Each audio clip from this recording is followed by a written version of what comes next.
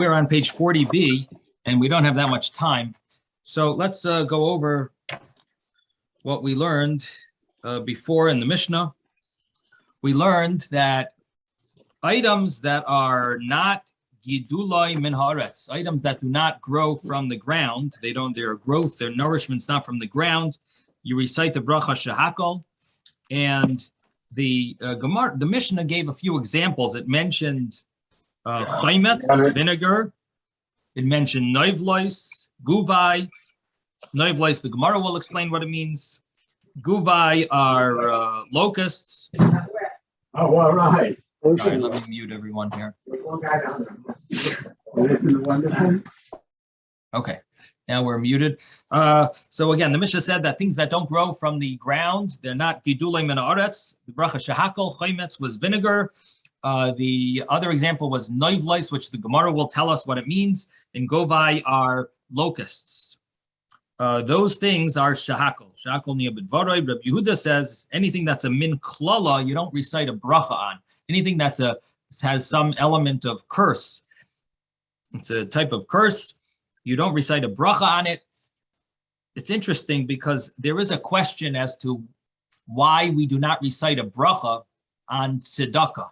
When a person gives charity, why don't you say a bracha just like you say a bracha when you do any mitzvah?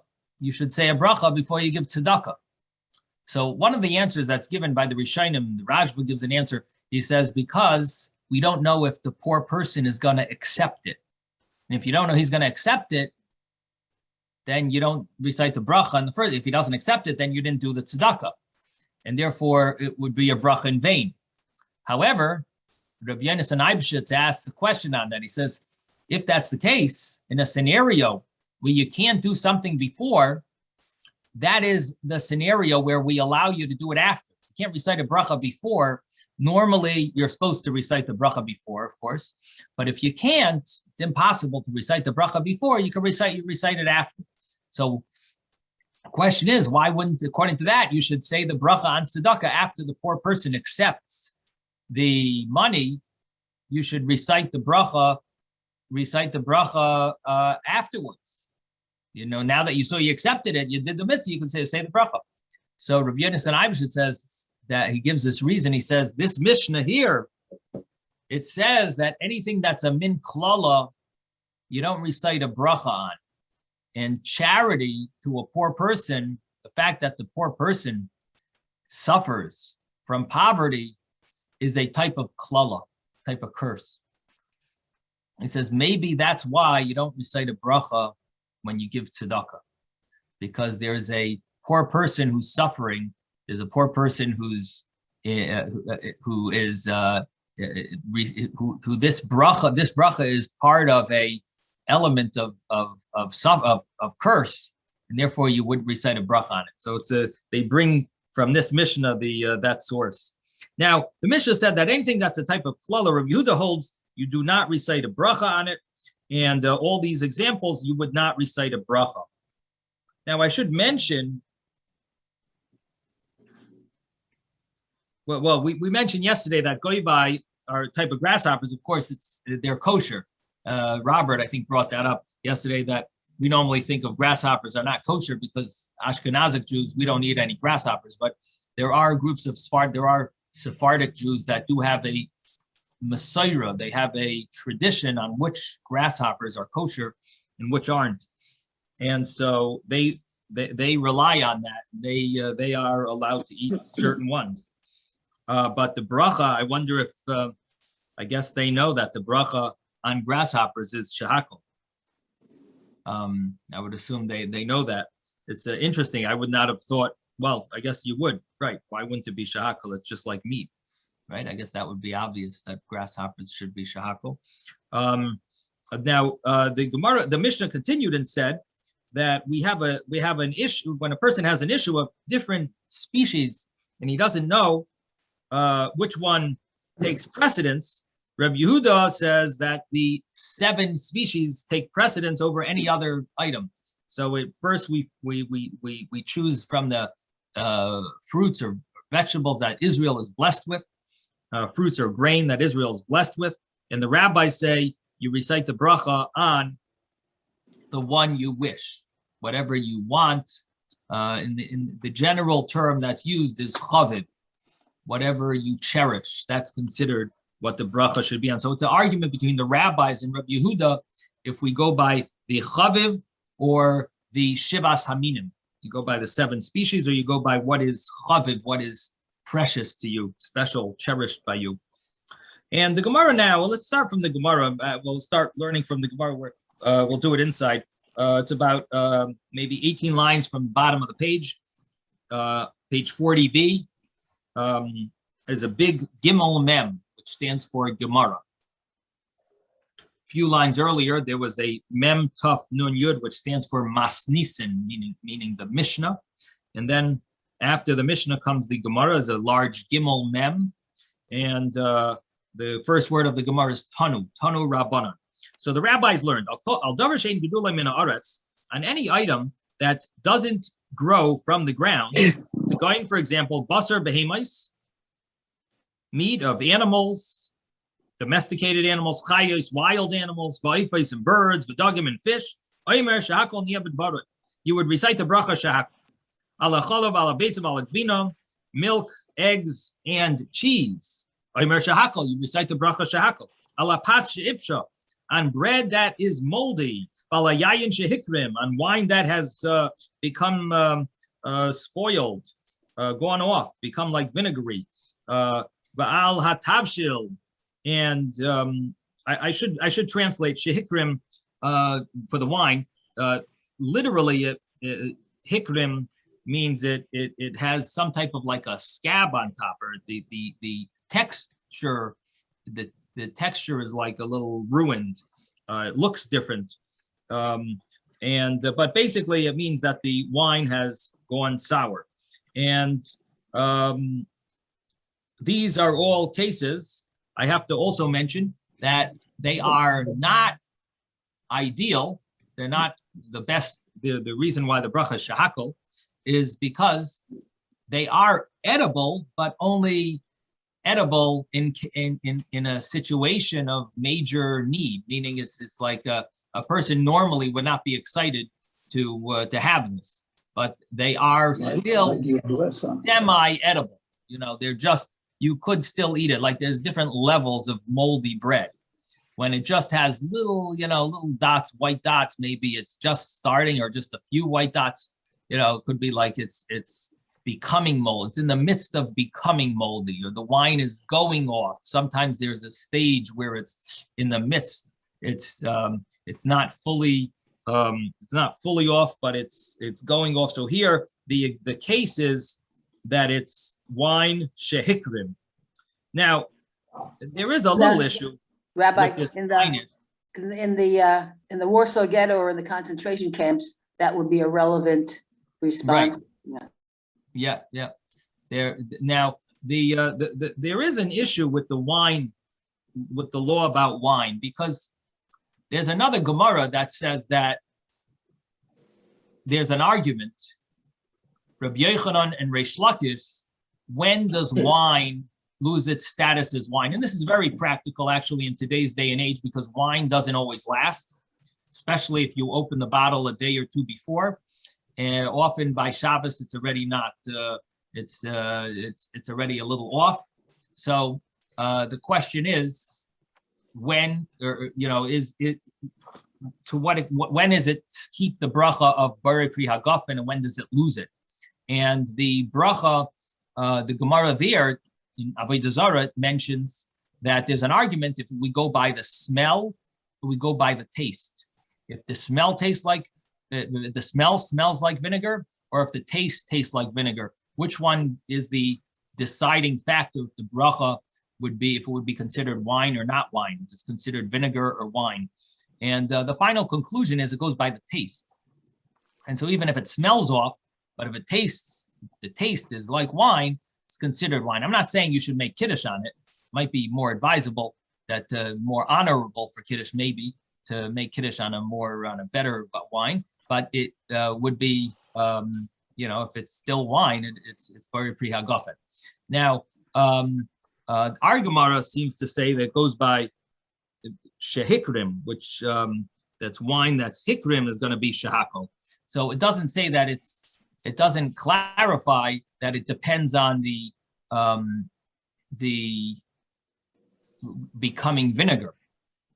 It just says shehikrim, and this word shehikrim would seem to me to mean some type of like a scab, or it's like piecey, or and so the question is why. Well, the question is that it seems like it's an argument between the two Gemaras, but the conclusion is that it goes by the vinegar taste. That's really the conclusion. But here it says yayin shehikrim, the wine that has these pieces, or it's like a little, it has like a scab on it, has a, I don't know what you would call that, like on milk, if you heat up milk, what would you call that top layer? It's like a film, a top film. Film. Okay, then maybe that's a good word. So Skin. right. So it has like a film on it. So that would be so this wine would have has pieces or a film on it. It's considered shehakol. And the next example is Baal Hatav Shel Shavat Tzurasa, also a cooked dish that it went off. So on all of these, you say shehakol. But al hamelach, bal hazamis, on salt and on salt water, brine, about kameyan and pitrios, and on these mushrooms and truffles. Omer shehakol niabutpara, omer shehakol, you say shehakol. So all of these items basically are foods that are the first items are regular foods that are shehakol because they don't grow from the ground. But then it mentioned other foods that are basically they're off, so you can't give them the regular bracha that they deserve, but the bracha that they get is shehakol. And then we spoke about other foods that don't grow from the ground, and they are melach. So again, we're looking at the Mishnah now, at the Brisa here, a little more in detail, and we're looking at the different situations. Why are they shehakol? And these the original items, the first items and the last items, seem to be because they don't grow from the ground. The middle items seem to be because they don't really keep their name of being produce from the ground. They don't keep that title because they are off. They are not fully edible. They're semi-edible, and that's why they would have the bracha shehakol. Now, the Gemara's question is that specifically about the kamehin or pitrios, which we're just going to translate as mushrooms. So the mushrooms is what the Gemara is bothered with. It says, "Lememra de kamehin or pitrios lav gedulei karkanin." Are you going to say that these mushrooms are not grown?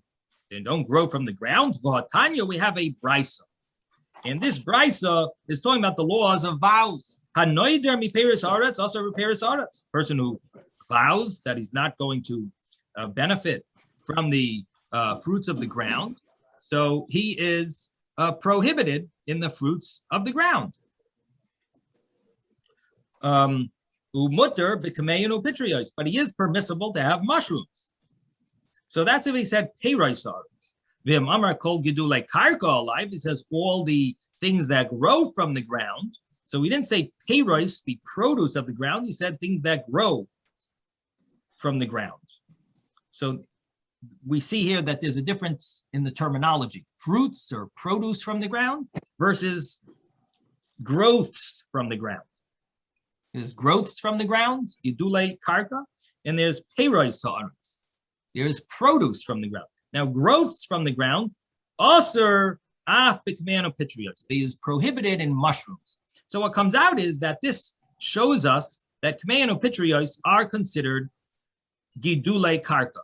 And that does not fit with what we said earlier, al davar she'ein gedulei min haaretz, things that don't grow from the ground, and implying that mushrooms are not considered growths from the ground. And here it says it is a growth from the ground. So Amar Abaye answers, Mirba Robo Me'ara, they do grow from the ground, but they don't receive their nourishment from the ground. Minka Lo Yanki Me'ara, they do not receive their nourishment from the ground. The Gemara asks, but it says, it does say that it doesn't grow from the ground. It's not a growth from the ground. And it gave an example of mushrooms. So Tani, the Gemara says we have to learn that it means al davar she'in yoinek min haaretz, that it's on something that doesn't receive its nourishment from the earth. That's how you have to learn it. That it's something. It means that it's not that it doesn't grow from the ground. It does grow off the ground, but it doesn't receive its nourishment from the ground. And that's how the Gemara answers this question. So, Rabbi, the question is, we brought a brisa. It mentioned about bread that's moldy. You say shahakol. What would be the after blessing on that bread? What do you think the after blessing on the moldy bread that you said a shahakol in the beginning? You said a shahakol in the beginning. So what would be the after blessing on that bread? Birkat Hamazon. Why? Because it says "Achalta v'savata uverachta," and it doesn't say anything about the condition of the bread itself. So therefore, you would have to say Birkat Hamazon. Wow, very, very nice, Ezra. Very nice. Now the Rambam says that the after blessing of the after blessing of the bread she'ipsha that becomes spoiled, the Rambam says is boirei nefashos. And of course, the commentaries ask, what do you mean? How could you say a boirei nefashos on bread that is spoiled? If it's a biblical obligation to say grace after meals, right? This is a very good question that in Ezra said that it doesn't make sense. How could you do such? How can you say very nefashos? You have an obligation to say the grace after meal. This is a biblical obligation. Okay, it's not so edible, the bread, but it's bread. So some want to say that maybe if you didn't eat a full satisfaction meal and you just ate some of it, then you would recite a brain nefashos. But if you ate a meal of satisfaction, v'achalta v'savata, you ate and you were satisfied, then you have the biblical obligation of benching, and then you would be obligated to recite the full Birkas Hamazon. So you could be machalik, you could make such a difference and say that would be the difference, and explain the Rambam to be limited in such a case. Now, the one of the commentaries argues on this and says, no, the Rambam says it blanket. He says it in an absolute way. He doesn't make limitations. He says it's always bari nefashos. So he explains that when it says v'achalta v'savatu v'rachta, this is from the Shevet Halevi. It's one of the great authorities in Israel. He explains the Rambam that when it says v'achalta v'savata uveirachta, it's talking about eating bread in an honorable. It's talking about the greatness of Eretz Yisrael's produce. So he says bread that is moldy is not considered the shevach Eretz Yisrael. It's not considered the praise to Eretz Yisrael, and therefore what the Rambam says is applicable in all scenarios, whether you ate a lot of it or just a drop of it. The obligation of the bracha from the Torah is only when you eat shevach Eretz Yisrael, like only when you eat the beauty, the best, the goodness of Eretz Yisrael. Not when you eat eating moldy bread. He says even biblically you would not be obligated based on that verse. So that is how they explain, how the Shevet Halevi explains the Rambam. Yes, Ben. I wanted to say on that depends if you enjoyed it. If it wasn't spoiled too bad and you enjoyed it, then it's the regular blessing. If you didn't if the taste was already not quite there, then I wonder, why do you say the blessing before eating it even? Right. Right. So So if you say the blessing obviously, before, that means that you owe a blessing after. right. So obviously, we're talking about where it doesn't deserve the Hamoitzi blessing before, but you give it a shahakol before. But it still deserves a blessing. So it's not too bad that you don't give it any bracha, because if it was really inedible, you wouldn't recite any bracha. So Okay, it has to be somewhere in the middle. Yeah. I wanted to say another thing. I don't know if anybody wondered why in the Gemara they say shahakol 4 times, meaning they grouped the things into 4 groups. Yeah. They could have put the whole thing in one list and then say shahakol once. Yeah, there is a But sefer that then asks. I was thinking about it, and then maybe it's so it'll be easier for you if you have something that's not listed to see first to what group it belongs to and see if it fits in. It would Well, be easier than looking through the whole list, to go to the group and take a look. Right, that's interesting. One of the explanations of why it does it that way is because whoever authored that source was taking statements that he heard in this base medrash from that rabbi, and he went to another rabbi, he heard another statement, and he heard a different statement from a third rabbi, and he just put them all together in one paragraph. But they're really different statements. So because they were coming from different sources, he divided it up into each group, each category. Yeah. That's one. But each one seems to be a cohesive group. Right. Maybe So because the that's why I said rabbis. it would be easier for you to find something. Right. That's a good explanation. It's a nice explanation. Thank you, It's Ben. the Yeah, group. very nice. It could also be that the rabbis who gave these teachings were very focused. Yeah. And so each one was talking about that. They were talking about that category. But very nice. Yeah, it's a good point. It makes it easier to find. Okay. The other question is, what happens if a person recites a Boirei Pri Ho'adama on a mushroom? We just said mushrooms are shahakol. But what would happen if a person said a Boirei Pri Ho'adama? Do mushrooms, can they fit into the category of Boirei Pri Ho'adama or not? On the one hand, they grow off the ground. On the other hand, they do not receive nourishment from the ground. So they're supposed to be shahakol.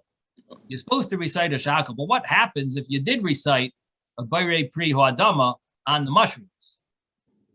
So on this, there is discussion. There is an Aruch HaShulchan, one of the halachic books, writes that it's okay. If you said a Boirei Pri Ho'adama, it's okay. But the commentaries ask on him, they say it's impossible. Can't be. Our Gemara says that it's not Pri Ho'adama. It doesn't get its nourishment from the ground. So it seems to be a complicated question if a person did that. So make sure not to recite a ha'adama on a mushroom, get stuck into this debate. Yes, Ben. I wanted to say mushrooms is a strange thing. It grows in the ground, some grow on rotten trees. But because we could say a hadama Even on on a something fruit. that grows on the tree, that's why the mushroom would fit in too. Right. The only thing is it doesn't receive nourishment from the tree or from the ground. It's from the air. It receives nourishment, doesn't grow from the ground. If it didn't need the ground, it wouldn't grow on the ground. It would be flying around. It needs the ground for something. Now you got it. Now we need a scientist. You need to find a scientist who wants to join our Torah program, so we'll be able to discuss these things. All right, so we're going to continue. We are now up to the Gemara where it says Val HaNoivlos.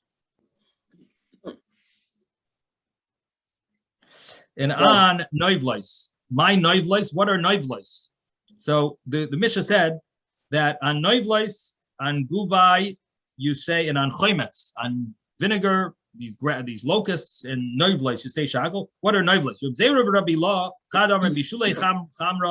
One says it means Bushlei Chamra, Bushlei means that it's burned or cooked, chamra, from the heat. And we're talking about dates that they are burned from the heat. And l'chad amar tamri dezika, and one of these rabbis, Reb Zera or Rabbi Law, says it means dates that are blown off the tree from the wind. And Tanan Rabbi Yehuda Aimer, Rabbi Yehuda says in the Mishnah, Kol shehu min klala ein mevarchano. Anything that's a klala, you don't recite the bracha on. Now, which one of these sounds like it's a curse? Anything that's a curse, you don't say a bracha on. If it's burned from the sun, from the heat, or if it's fell off the tree and the owner can then take it. Which one is a curse? The one that fell off. So the Gemara says, if you say the one that's burned, so it dries up. It gets burned from the heat, and it gets from the sun, and it gets dried up. It's considered like a curse. If you say it refers to the dates that the wind blows off, my min klala, what is the klala? Why is that considered a curse? So the Gemara says it must be asha'ara. We are talking about the other. Rabbi Yehuda is not talking about the noivleis. The noivleis are not necessarily a klala. So he would not say that you don't say a bracha on noivleis. He says you don't say a bracha on klala. He's talking about the others, chaymetz and goivai. Those are what he's referring to when he says min klala. You don't say a bracha. That is the first way of reading the Gemara. Ika diamri, some say a different way of reading this discussion. Bishlei melamanda amar bushlei chamra. It's good according to the opinion that bushlei chamra, things that are burned from the sun, the dates that are burned from the sun, that you recite a shahakal on, or Rabbi Yehuda says if it's a min klala, you don't say any bracha.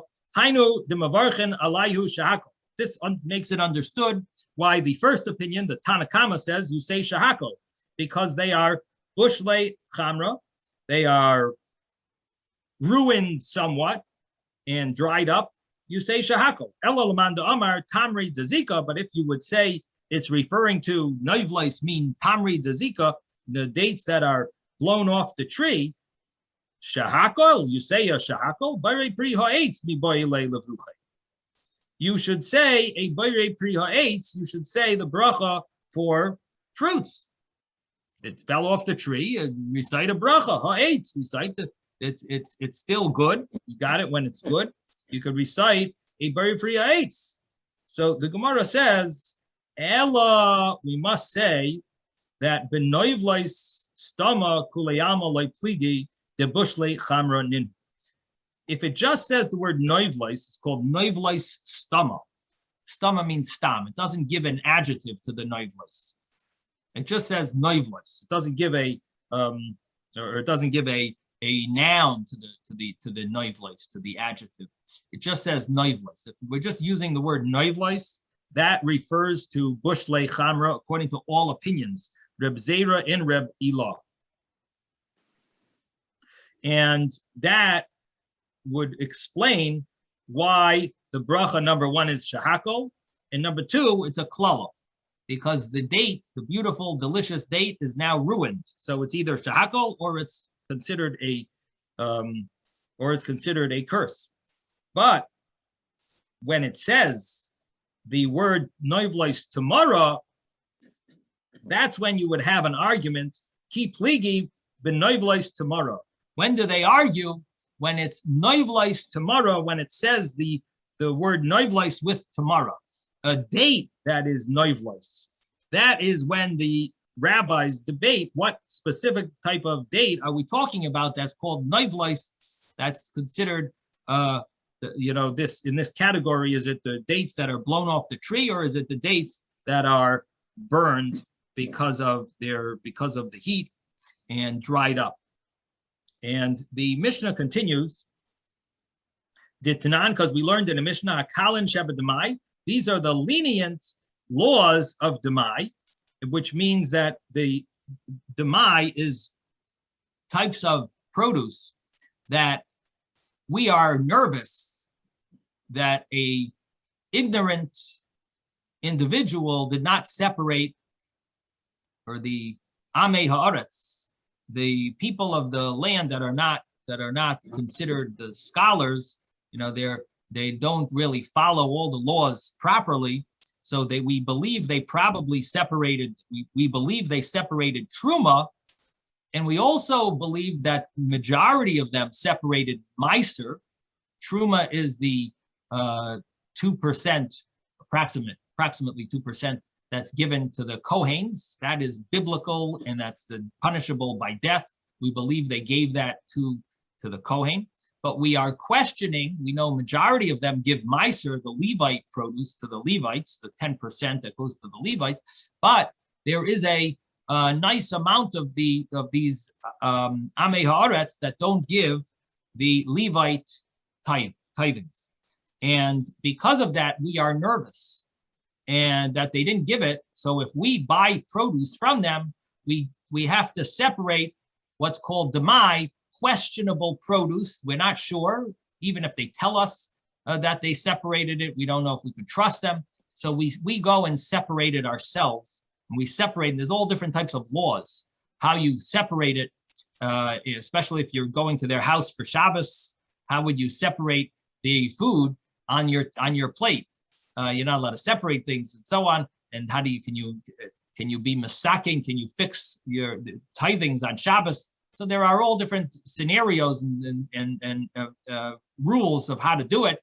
But the point is that there are food items that are so not they're not important. They're not significant types of foods that we assume these types of foods. The rabbis didn't obligate us to separate the questionable tithes because we assume that they would have separated from these items. They would have assumed they would have separated tithes because they're so cheap. They're so insignificant that the rabbis said you don't have to separate it.